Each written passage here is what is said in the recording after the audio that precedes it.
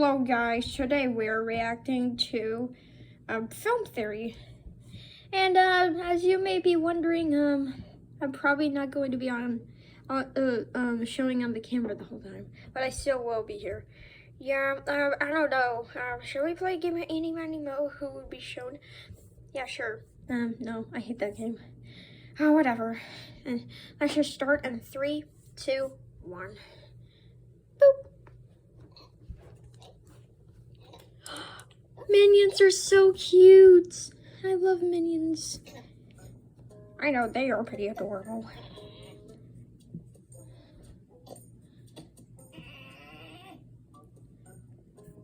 Oh. This is just sad to watch.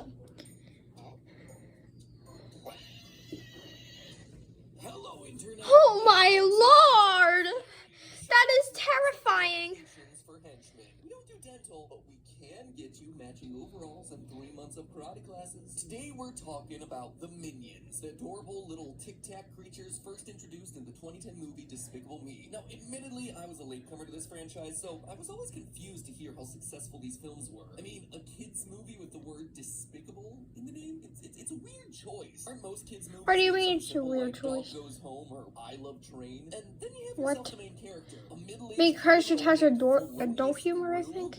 Yeah, I think so. Yeah, probably. Not your typical children's protagonist. I mean, what was it about these films that had people so addicted? This, of course. Oh, there it is.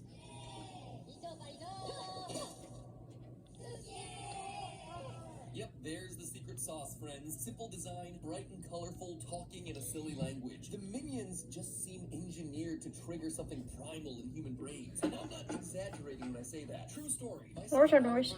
It was me. I farted. Grandma Chica. Ah! That stinks. At Christmas after seeing their inflatables on people's lawns. He literally would go up to these things in strangers' front yards and hug them. It eventually led me to steal one of them from the set of a... Wait, how long is this? Sorry about that one, Jimmy. Yeah, about 12 minutes. Alright.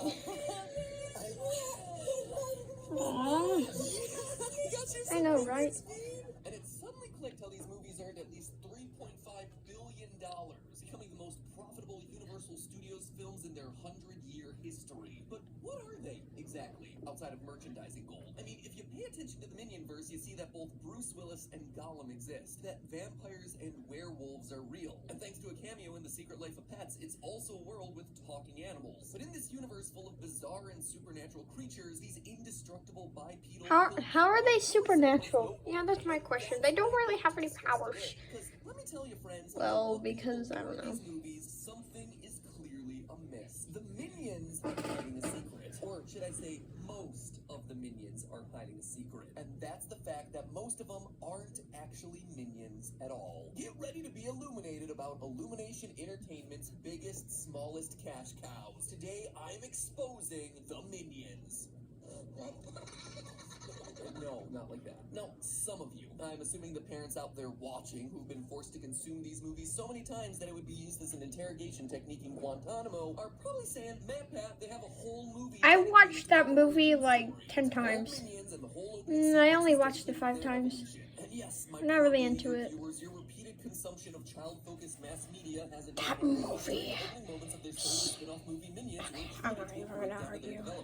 Minions have been on this planet far longer than we have. First, we see them as single-cell organisms in the ocean millennia ago. Eventually, these invertebrates grow a spine, both literally and figuratively, and bravely walk out of the ocean looking largely like they do in the modern day. Big eyes, walking on 2 legs, language still a mix of French, Spanish, English, and mush, which, wait a minute, it means that all human language probably originated from them? Oh, that is terrifying. Anyway, we're told that from... Oh no, stop the video.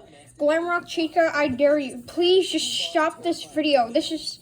Dracula and even Napoleon himself. The official movie synopsis backs this up. So why am I doing a whole theory about figuring out what these guys are when the movies tell us what they are? Well, because that isn't our whole story. In that prequel movie, we witness all the minions that exist. We see their society leave the ocean. We see their journey across time. When will the Rise of Gru come out? Can't come out. I think it already did, or it's still delayed. I don't know. Shots in this movie, you see that the total minion population is about 230. Yeah, I counted. Now, it's worth noting that that number doesn't change. It's probably canceled. I don't know. One way to prove this is by tracking specific minions throughout each scene. Whether it's prehistory or the French Revolution, the same set of characters exist. Same design. This is a bone-chilling theory. They do not die, but you I don't get to know, go that right? far. The creator of the minions. What did you just say, bone-chilling? No. I'll just ignore him. Are so dumb that they couldn't be girls. Once you start saying, well, they do reproduce and it happens this way, it obviously becomes awkward. And so, however many minions exist now is the same number so that they're, existed through the centuries. yeah, they are basically immortal. Except there's a huge problem with this. In later movies of the timeline, we see way more minions. Not just a couple hundred, mind you, but a couple thousand. In fact, we know that Gru has an army of exactly 10,400 minions who live in this cavernous lair where they construct missiles, cook jelly, and also clean his house. We know that this massive number is correct because of a social media post made back in 2013 on the Despicable Me Facebook. Okay, that looks like way more than 10,400. You just spit all over my face. Just stop arguing and enjoy it. Announcements in the lab. So how did we go from 230 to 10,400 when, remember, they're creatures that do not reproduce but also do not die? Well, it can only It makes sense. They're minion copies. Gru, recognizing the indestructible strength of the creatures, copied them, cloned them, rebuilt them, did something to replicate the amazing abilities of the 230 original. This is disturbing. Yeah, why did we watch a FNAF theory? Because, I don't know. What are they exactly? Biological? Technological? I wanted to see how far I could take it, so I kept digging. My first guess was that these copies were robots. We see in the first movie, Despicable Me, that the knockoff minions are able to survive without oxygen. We learned this after a minion drinks some formula in Gru's lab, inflating him and sending him off into Earth. So they're basically like cartoon characters. They're immortal. At the end of the movie, we see this guy Basically, yeah. still alive and floating around through space where he gets hit by Gru's rocket. Considering that it can reach temperatures of minus 455 degrees Fahrenheit Wow. to minus 265 Celsius in space. Does he not understand this is a kids movie? And what's more, this minion seems I mean, legitimately yeah. cozy while it's floating Honestly, around, despite the I fact that agree it with might you. never return to Earth and could potentially float into the void of space for eternity, like some G-rated version of Gravity. Lastly, the minions apparently don't need food or water. Sure, they like bananas, but Hold on, is there captions for this? I'm gonna turn this. Survival, considering yet again, Oh this no, guy's been let's just floating turn around it in off. space for weeks without There's no so much as a captions. sandwich. That being said, there were a few problems with the robot theory. First, the bot. In the first two films, we learned that the minions can fart. Their butts are flat. Oh, God dang it, it's Nad. This video's gonna take forever now. Yeah, it is. IKEA! IKEA!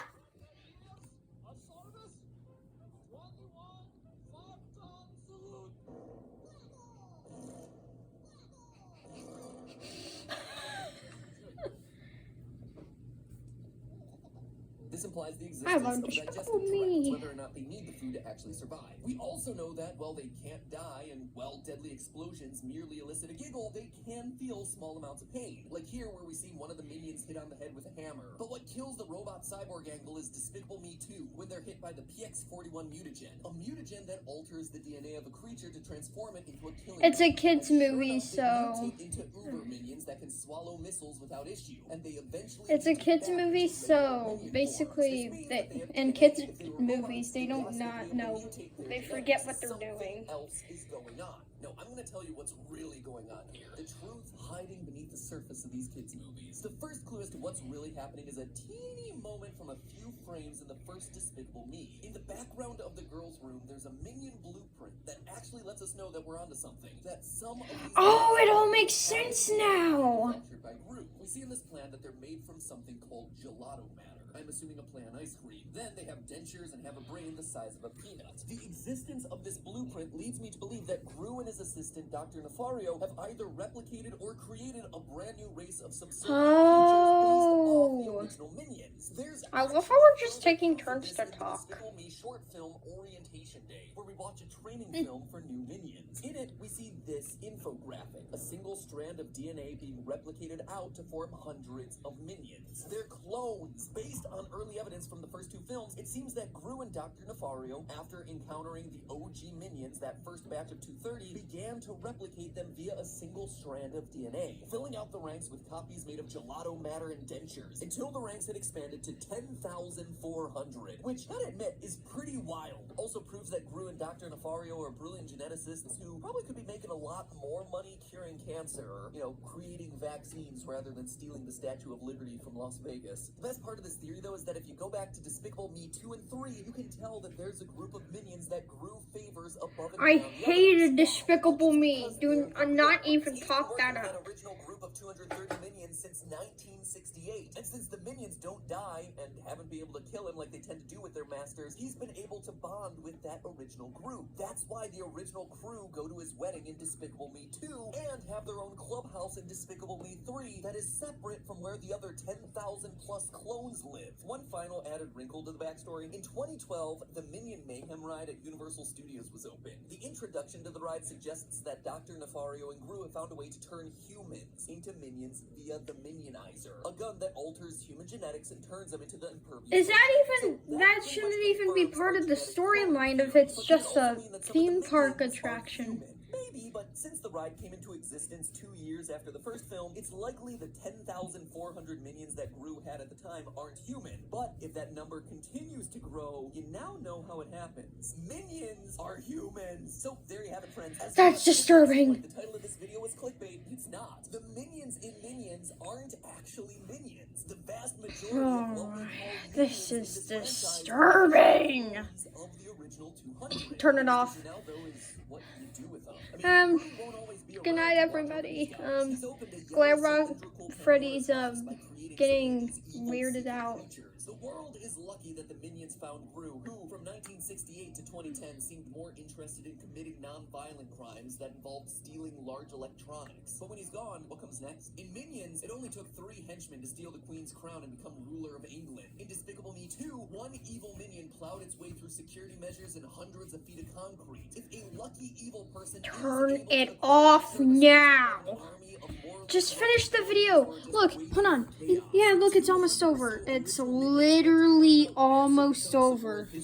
Imagine what 10,400 of them can do. In the movies, Gru kind of sucks at being a criminal. He's just not good at being evil. But when Gru decided to clone the Minions, he actually did the most evil thing he possibly could have. He doomed the world to have to keep these things in check forever. Sure, the Minions may appear to be dutifully serving a singular master, but by cloning 10,000 of them, it's all of us who will be forced to serve them. But hey, that's just a theory. A film theory. And cut.